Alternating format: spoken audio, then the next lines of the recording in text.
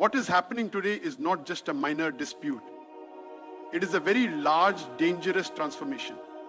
A transformation that had been simmering for many years and has now erupted before your very eyes. The tension between Iran and Israel is reaching its peak. And this time, the reaction is not limited to mere words or threats, as it was in the past. Iran has done what many analysts had feared for years, and now those fears have taken the shape of reality. In the past 24 hours, Iran has launched more than 50 ballistic missiles at Israel. Many of them were directed at Israel's key military and strategic locations. Israel has claimed that most of them were intercepted. But what is significant is that Iran has, for the first time, carried out a direct action of this level, clearly signaling the beginning of a new policy. This attack is not just a response, it is a message. Through this storm of missiles and silence, Iran has told the world that it will no longer rely solely on resolutions and protests. Now, it will carry out retaliatory action, and in a way that its voice and echo will be heard in every diplomatic forum around the world. The most important aspect of Iran's changing attitude is that this time, instead of directly challenging America, it has adopted a cautious diplomatic approach.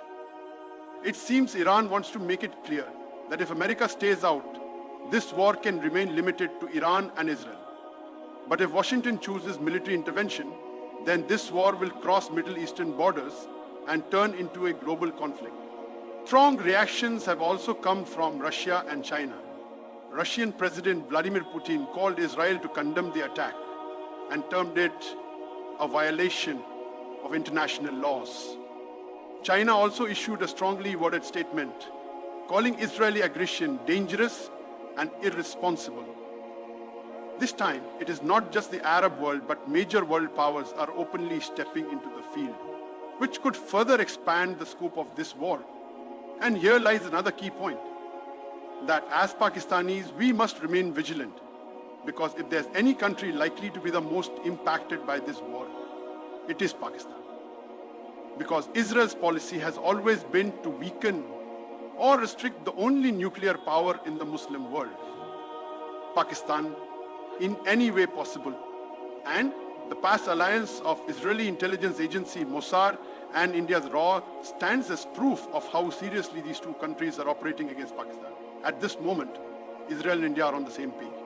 What India is doing in Kashmir, Israel is doing in Gaza. Genocide, media control, labeling the oppressed as terrorists. All of this is driven by the same mindset, the same agenda. Now that Iran has exercised its right to defense, the world's eyes are also on Pakistan. Because if Iran's resistance weakens, the next target could be Pakistan. But it must be remembered, Pakistan is not the name of a weak country. We possess the world's most advanced missile system with a range of over 7,500 km, capable of reaching Israel with ease. And our armed forces are not only highly trained, but also driven by the spirit of faith and equipped with modern technology. We have always proven that if our sovereignty is challenged, we do not stay silent. In the current situation, one more reality is clear. This war is not only being fought on the battlefield, but also in the media, at diplomatic tables and within global narratives. And if Muslim nations remain divided even now, then in the future, they will be weakened one by one. This is the time for the Muslim world to unite, to move beyond statements and form real, practical unity. Pakistan must remain extremely alert. We must strengthen our diplomatic strategy. We must consider defense cooperation with Iran, and internationally we must raise our voice against Israel's growing influence and relations. Because this war is not just Iran's war. It is a war against an ideology that wants to keep Muslims divided, weak, and take control over their resources. If we remain silent today, then tomorrow this fire will be at our own door. Iran has taken the first step. And the world has seen that It doesn't just issue threats, it takes action. Now the decision lies with Pakistan, Turkey, Saudi Arabia, and the entire Muslim world, whether they want to remain spectators or play the role in history. Time is very short, the challenge is great.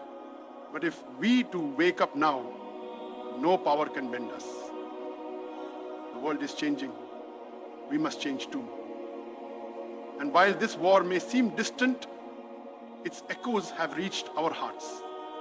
Now we must decide, will we only listen or will we respond as well? Long live Pakistan, long live Islam, long live the Pakistan Army.